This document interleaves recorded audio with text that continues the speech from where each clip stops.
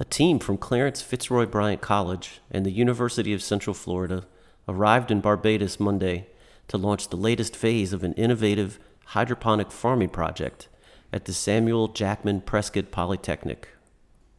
Funded through the Organization of American States Development Cooperation Fund for Technology Transfer, the Provisions Project launch received a warm welcome from Barbadian Minister of Education, Science, Technology, and Innovation, the Honorable Ronald Jones, who emphasized the importance of efforts promoting a return to agricultural production and agro-processing among Caribbean youth.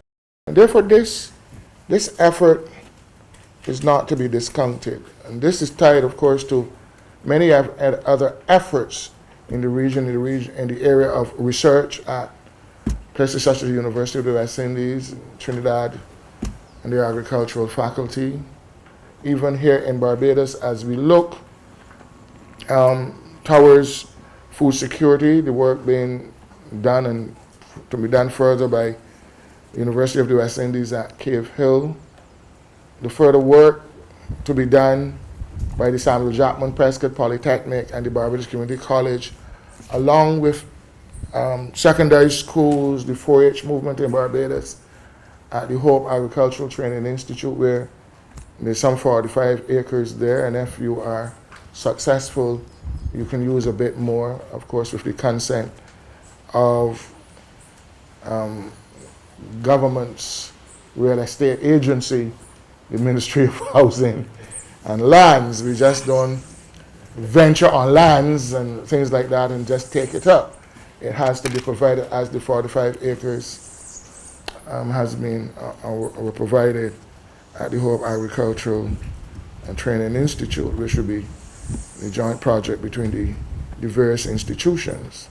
So the ideas are there. How do we transplant, how do we transform those ideas to meaningful production?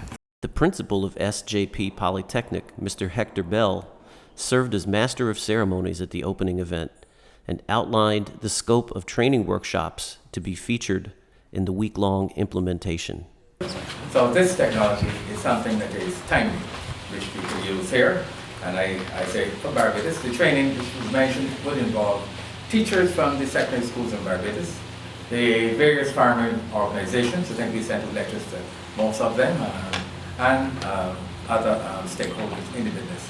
So one would expect us to have a very active session in the coming days in providing the transfer of this technology to these persons who we expect to go out there and have them by effect. And the fact that it's easily replicated makes it even better news for us.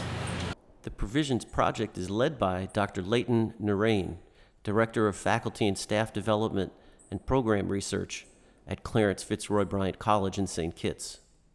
In his remarks, Narain stressed the importance of innovation at all levels, using science and business management to transform individual farmers and farmers.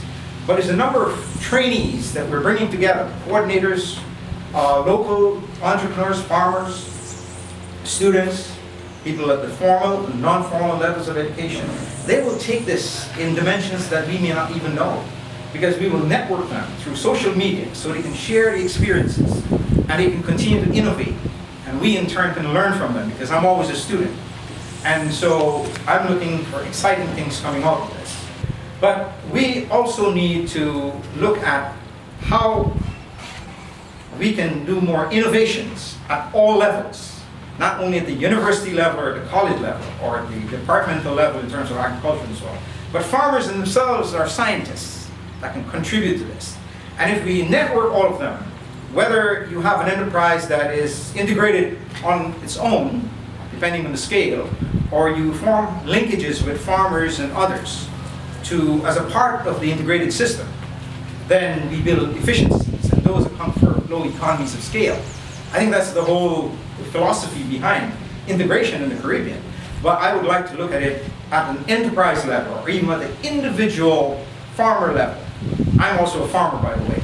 And so when you do that, and you look at it collectively, I think we can achieve, I would say, integration at a much more widespread level. Representing the Organization of American States was Ms. Erica Watson, who delivered remarks on behalf of OAS Representative Mr. Francis McBarnett. Watson focused on the positive impact the Provisions Project is expected to have on local resiliency to changing climates. Now, the project seeks to address adaptation to climate change through a focus on hydroponics, organics, and hybrid-based systems as a model for local Caribbean entrepreneurship that is innovative agricultural production systems. Now, distinguished ladies and gentlemen, the system is important because it can continue to grow crops even with adverse weather conditions and other natural disasters, allowing farmers to continue to put food on the table and the shelves within 40 days. Most importantly, it allows crops to grow independent of the seasonality of the rainfall conditions. The project is expected to produce educational resource materials and curriculum for use in Caribbean schools, particularly those focused on technical and vocational training. It is designed to be easily replicated in a given country context. The OAS is therefore very pleased to fund this project, and we stand ready to provide whatever further assistance necessary to ensure this project's continued successful implementation.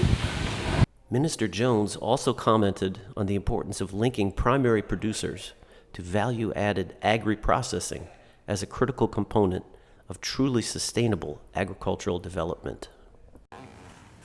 Beyond primary production, which a lot of them do, and then try to sell themselves, I believe a farmer should farm, an agriculturalist should produce, and at the next level should also benefit from the value added.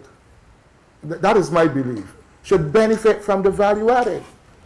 I think it is grossly unfair that the chap or the young lady or whomever, they would plant, reap, somebody converts it to a value added, but they don't get some of that value added to themselves. It is important that they get value added, or at some time their frustration can reach a point where they don't produce anymore, where they go and try to find work at somebody's place. We don't want them to do that. We want them to work at producing, but also benefiting from the value-added concept at the secondary level of production. When you turn it to some other thing, they should benefit from that value-added as well. How do you set up that? The opening ceremony concluded with a vote of thanks from Barbados Project Coordinator, Ms. Alana Lancaster of the University of the West Indies, Cave Hill, who thanked speakers for their remarks and officially recognized other distinguished attendees. The concept is spreading, and to date, there are demonstration sites in Guyana, Nevis, and now Barbados. In short order, we will also have demonstration sites in Haiti and Trinidad and Tobago. This, ladies and gentlemen, represents a tangible contribution to the region's goal of sustainable agriculture and food sufficiency. Technical Officer for the Provisions Project, Mr. Stuart Laplace, arrived several days early to work with SJPP faculty on finalizing the hydroponic shade house facility. The project continues all week with orientations and hands-on workshops conducted by Mr. Laplace and Dr. Narain for agriculture students at SJPP and a range of community-based groups. For the Provisions Project, this is Communication and Documentation Officer Dr. Kevin Meehan of the University of Central Florida, reporting from Barbados.